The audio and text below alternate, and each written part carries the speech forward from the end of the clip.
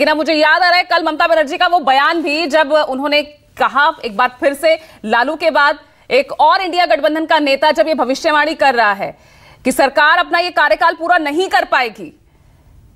कल जिस तरह से रणनीति, जो राजनीतिक बिसात बिछाई गई, ममता बनर्जी ने यह तक कह दिया खेला होगा, फिर खेला होगा।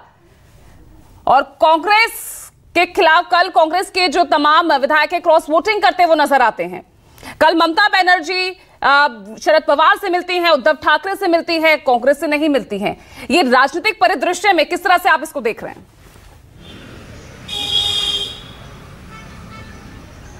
देखिए, कल ही महाराष्ट्र में विधान परिषद के चुनाव हुए, उसमें कांग्रेस के वोट टूटे और सत्ताधारी जो गठबंधन है एनडीए का, उसे जितनी सीटें मिलनी चाहिए थी उनका धमकदार प्रदर्शन कल रहा, आपने देखा ही। तो लेकिन वो इलेक्शन आपको पता है दूसरे तरह का होता है। आपने देखा कि होटल में दोनों तरफ के लोग विधायकों को बुला के पहले रखा गया। मैंने कहा ना, ये विधान परिषद के चुनाव, ये उपचुनाव ये सरकारों के चुनाव होते हैं और इनसे कोई निष्कर्ष निकाल लेना कि आगे इसका क्या असर उस राज्य की राजनीति पर पड़ेगा या देश की राजनीति पर पड़ेगा, वो थोड़ी जल्दबाजी होगी। लेकिन इतना जरूर है, एक मनोवैज्ञानिक दबाव है। जब आप अखबार में कल सुबह पढ़ेंगे, आज टेलीविजन चैनलों पर जब हेडलाइन देखेंगे कि 13 सीटों पर उपचुनाव के रिजल्ट जारी, 11 सीटों पर इंडिया गठबंधन को मिली जीत, तो उससे एक मैसेज जाता है कि देश में जो अभी जहां उनकी सरकारें हैं उनको वहां अभी समर्थन है।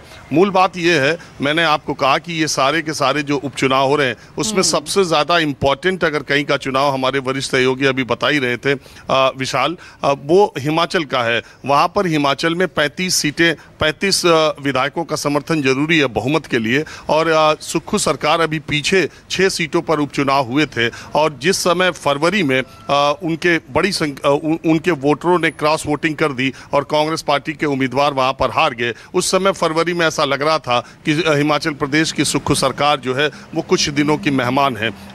बीजेपी के तमाम वरिष्ठ नेता ये मानते भी हैं कि उस मामले में भारतीय जनता पार्टी ने जल्दबाजी कर दी, नहीं तो शायद हिमाचल प्रदेश की सरकार कांग्रेस विधायकों के असंतोष और आपसी गुटबाजी की वजह से गिर सकती थी। लेकिन धीरे धीरे वहां हिमाचल की सरकार ने और मुख्यमंत्री सुक्खू ने अपना दबदबा बनाया। पिछला जो चुनाव 6 सीटों पर उपचुनाव हुआ उसमें 4 सीटें कांग्रेस पार्टी को मिली और 2 सीटें भारतीय जनता पार्टी को मिली। आज की तारीख में वहां 38 और 27 का मामला है, 9 सीटों का अंतर है। और अगर कांग्रेस पार्टी 3 सीटें ये जीत लेती है, यानी 41 सीटें उसकी हो जाती हैं, तो मुझे लगता है कि अगले 5 साल, 3.5 साल जो बचे हैं उसके स्थायित्व की सरकार के होंगे। अगर इसमें कुछ फेरबदल होता है तो अलग बात है। ये इंपॉर्टेंट चुनाव हिमाचल प्रदेश की राजनीति या सरकार के लिए बहुत ज़्यादा जरूरी था और ये इसका परिणाम जिस तरीके का, जहाँ तक पश्चिम बंगाल की बात है, टीएमसी ने अभी हुए लोकसभा चुनाव में दमदार प्रदर्शन किया ही है। और अभी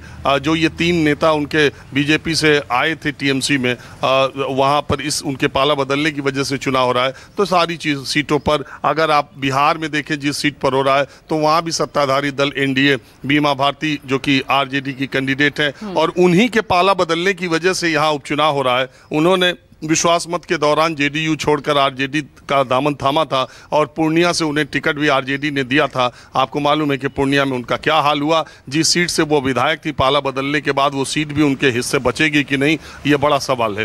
तो इसी तरह तमिलनाडु में बाई इलेक्शन है। अलग अलग राज्यों में जो हो रहे हैं, आप देखिएगा नतीजे अंततः मुझे लगता है कि वैसे ही आएंगे जहाँ जिसकी सरकार वहाँ उसे जीत मिलेगी। शायद उत्तराखंड में, हालांकि कांग्रेस की अभी जो खबर आ रही है कि वह आगे है, अगर ऐसा हुआ तो कांग्रेस के लिए उत्तराखंड में एक थोड़ी सी होप, एक आशा की किरण जगेगी। चलिए ठीक है राजीव, आप लगातार हमारे साथ बने रहिएगा। और देखिए, राजनीतिक मेहमान भी हमारे साथ इस वक्त जुड़ चुके हैं। परिचय मैं करा देती हूँ। इस वक्त आप देख रहे हैं टीवी स्क्रीन पर अबू शर्मा को, कांग्रेस से हमारे साथ जुड़ गए हैं। साथ ही आपको विजय शर्मा नजर आ रहे हैं, बीजेपी से हमारे साथ जुड़ गए हैं। चित्रंजन गगन को आप देख पा रहे हैं, आरजेडी से जुड़ गए हैं। शुभांकर भट्टाचार्य टीएमसी से हमारे साथ जुड़ गए हैं। और साथ ही आप देख रहे हैं गुलाब चंद दुबे जी को शिवसेना शिंदे गुट से हमारे साथ जुड़ गए हैं। सबसे पहले विजय